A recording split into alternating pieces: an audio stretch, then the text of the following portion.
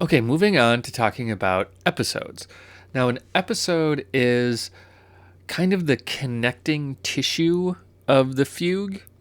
Um, so far we have the exposition, and in the exposition we have subjects, we have answers, we have some counterpoint, maybe some free counterpoint, but eventually we leave the subject and answer, and we have some material that's really its main purpose is to get us to the next key area.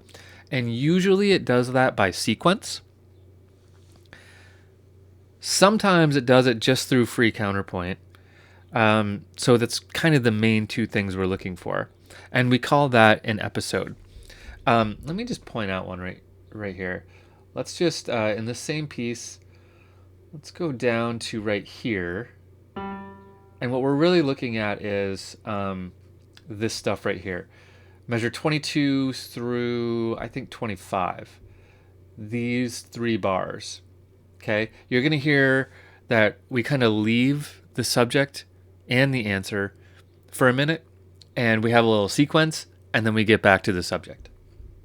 So it's pretty brief. Let's just jump in right around here.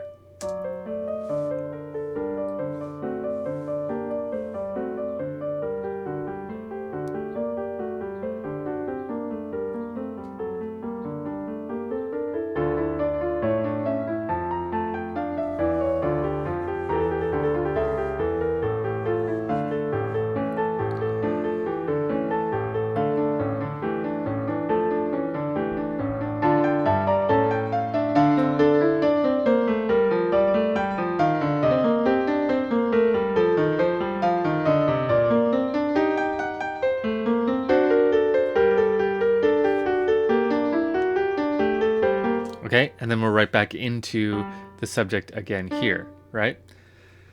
So we would call these 3 measures an episode. Now, an episode could be short and it can be long. Okay, so let's talk about just a couple other key elements of the episode.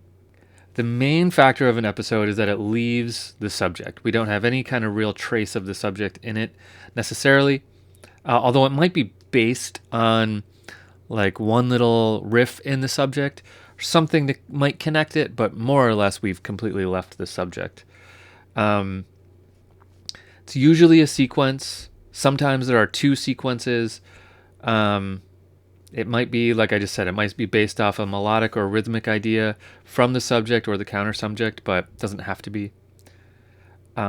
Its main thing is to get us to the next key, typically a dominant of where we are for major keys, or a relative major if we're in a minor key, of where we start.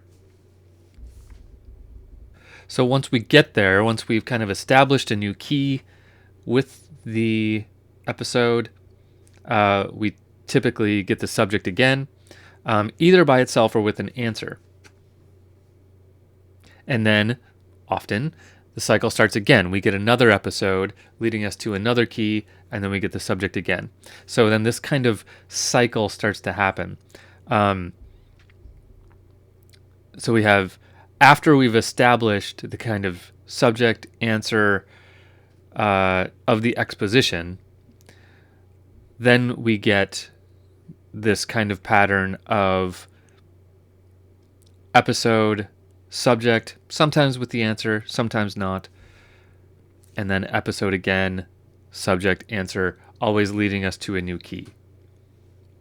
Until eventually we get to the end of the piece, where we get an episode that leads us back to the original key of the piece, and then we get the subject one last time in the original key, and then the end of the piece. So that's mainly what the subject is. Now I'll show you in a few minutes kind of a chart that we like to make when we look at fugues. There's a way that we kind of outline what's happening where, and we'll do that for this piece in a minute. But for now, let's dive into this little